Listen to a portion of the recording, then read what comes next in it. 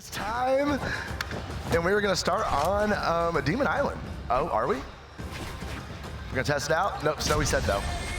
Not quite yet, but we are going to be confirming the Raymond pick in the Dulcim crossover. Very excited to see the Axe and the Gauntlet. It's a great mix, I think, where you're able to contend with the space that Lores is going to be developing on the ground, but also really burst in and stack on top of the bow. And I think that's going to be extremely important in terms of like breaking the mold that Lores will start to build. Because I feel like I talked about Lores' momentum, but Lores is also very good at locking down zones on the map. And as soon as you can start breaking through and getting your own things going, that's where Snowy is going to find success. So I'm really interested to see what we're going to be seeing in terms of Gauntlet and Axe split. Are we going to be seeing a lot more of that very aggressive and trying to break that mold, or are we going to be seeing the Axe to contend with the space that Lores can develop?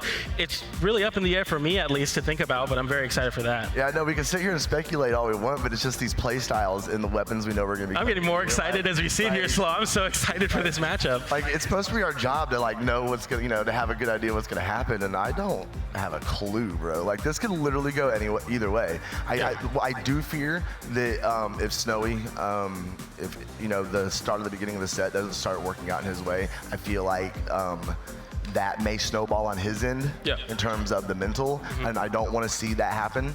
But I think, and we're getting a thumbs up from both of those guys, but I think as long as he can start out strong and get some momentum and build some confidence here at the very beginning of this set, I think that will carry him through very well. Yeah, exactly, and I'm very, very excited to see this match as we seem to be loading into game number one. We got the Dulcim on the side of Snow. We got Lores on the Patitin Kaya at this point. I mean, we've seen so much of this Kaya. We are getting into game number one on Demon Island as we start. And looks like Snowy immediately going high and pulling an Axe as the first weapon. I like this for the matchup into Kaya. Going up, immediately going that recovery, and Lores already looking for it, dipping underneath him, going to come up with a recovery of his own and pushing Snowy all the way over to the left side of Demon Island. Okay, we're just going to throw just a random signature there. Snowy going way over the top, coming back down with a dare. Pogo. Okay, well, Lores is starting to mix it up a little bit already, filtering in those weapon throws, holding the down stick forever. Lores doesn't make it. So smart. So smart, yes. That was 6,000 IQ from Snowy right there.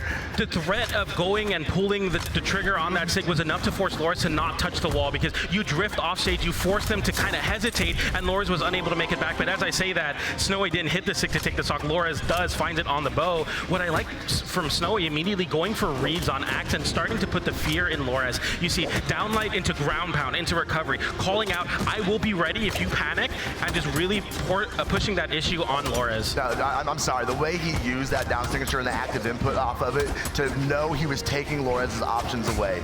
He went out to avoid it and he had to come back and there was just nothing left. Lores, though, taking Snowy all the way up into the sky, but Snowy's going to get a few anti-airs of his own as he's racking up some pretty good damage, but we do have very, very high defense on this Kaya pick.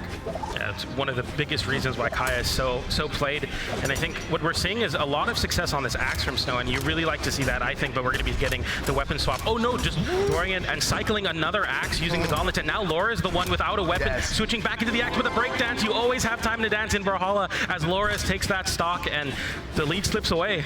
I like Snowy. I like seeing Snowy. He's using all of his options. He's working in those weapon throws.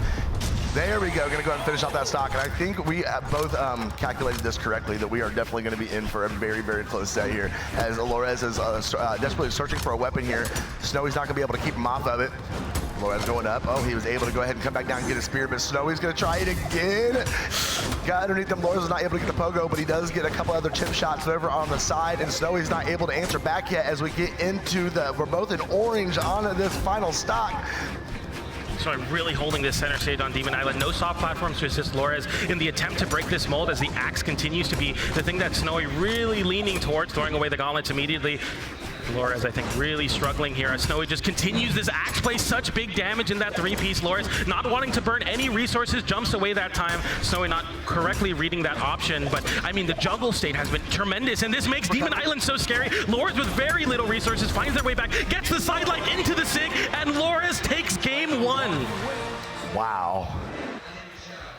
As soon as Lores landed back on the stage, as soon as Snowy let up that pressure, missed one read, Lores got back and immediately took the stock. I can't believe Lores is so clutch. I mean, the amount of mental fortitude to be constantly juggled by Axe. You see your health, even with Kaya on high defense, you see that damage slowly building up. It didn't matter.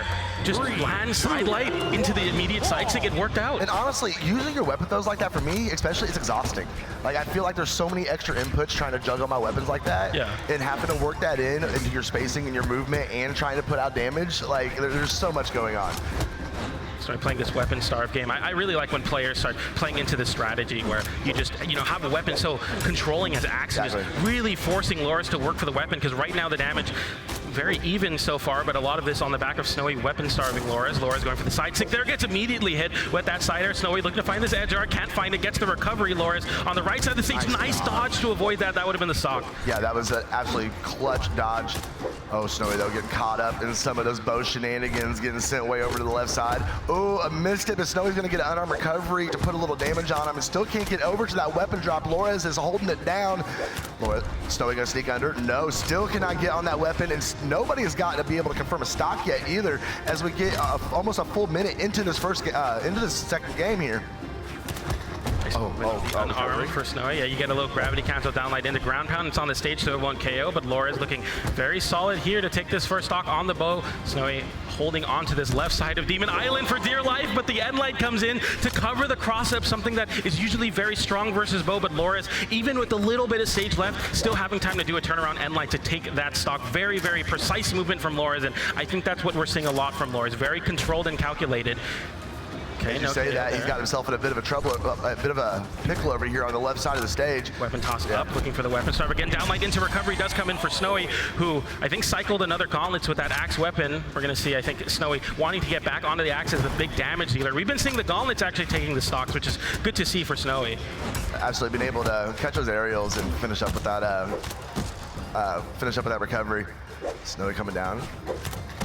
Being a little more patient here. I mean, just a speed off that Kaya though, and your swing with the Axe is such a slow weapon. You whiff and you're gonna get punished. Yeah. And if you're playing against somebody like Lores, that punishment may be a little bit more than you're willing to handle. Oh, nice Sayer, taking him off stage, looking for recovery. Snowy saw it coming, gonna dare him back down. Picks up the gauntlets. Almost finding it there. Two side light into recovery does confirm, or sorry, downlight into recovery for Lores, and that's gonna find the stock with quite a bit of a lead. I mean, not nearly as close as game number one. I don't think that Snowy, I know Snowy can make this comeback happen is what I'm trying to say, but I mean, it's gonna be rough, but a great way to start on this Axe. Let's see, not hitting that down air, but a really, really solid spot for Snowy to be in. Just constantly juggling Lores is a great way to build that damage, but we've been struggling to see Snowy take the stocks early. Now, I'm watching here, and I'm noticing the fact that Lores is really starting to adapt. Yeah. We saw Snowy being able to take some control, be able to rack up those large combos. That was very nice. Gravity cancel D-light into recovery. Being able to work those combos in, and Lores has just figured it out and is staying out of the way now, and that's putting Snowy in a really serious position here where he's not going to be able to make up this damage that he has lost. He's getting some good. There's a three-piece looking for another, but Lores right there with the nair to take him back up into the air recovery. Oh no, Snowy's getting into knockout range here. This might spell trouble for Snowy. Lores trying to dash back, go ahead and get the ring, hit him with the washing machine, and send him over the left side. Ouch. Kaya just so solid with these SIGs. I mean, that's what you bring Kaya, not only for the defense and the speed, but also the impeccable signature kit. And I think that's something that you see from Lores, is just the ability to weave those in and kind of drag and drop them into appropriate combos. And it's so crazy because you see somebody that's so calculated and playing so controlled, and then when a moment comes, Lores just pulls the trigger immediately, finds the SIG, finds the KOs, and really makes it difficult, where Snowy's not finding really any success on SIG. We saw that one down SIG that was able to get an edge guard, but it wasn't nearly as much as this Kaya, and that's just the difference, I think, of these two legends for sure. Absolutely. Snowy though not able to get on a weapon yet, and it's not looking like he really wants to try and get over there, as Lores is easily able to go over and just starve him out. And this is not a good way for Snowy to start this game, as now Lores is starting to rack up the damage. It looked like it was staying pretty close, even though he was just fighting back unarmed. Lores is doing everything he can to keep Snowy off a weapon, but Snowy got a perfect weapon drop right there to be able to pick up gauntlets, but it's not helping him out at all, as Lores is just relentlessly having, with the finish up with the ground pound. That was absolutely disgusting. I don't even think he took 50 damage in that first stock. Lores hits to down air into the stage, immediately chase dodges into the wall to get resources back faster, weapon toss to force a recovery option out of Snowy, and then getting the ground pound to close out that edge guard. I mean, really putting on a clinic on the left side of Demon Island there on how to control those recoveries, especially on the smaller wall. Snowy still not able to confirm this opening stock on Lores, which is not a good sign here in game number 3 when you are down. Oh no. Covering the low, tapping it in with the gravity cancel downlight into the ground pound. So smart, knowing that Snowy has been going high very often on the recovery. Finally reading the low option with a very well-timed weapon toss. No dodge online. Gravity cancel, D-light, ground pound, tap it in. Snowy going for a big side stick. Didn't find the connection on that charge, but I mean, this is really, really difficult to make this comeback. This might just be Lores' set off of that edge guard. Yeah, I really hope he doesn't finish it off with a 3 stock on Snowy, though. That would be just a little bit of salt on the wound. The movement and the weapon juggling. But he is absolutely cooking right now.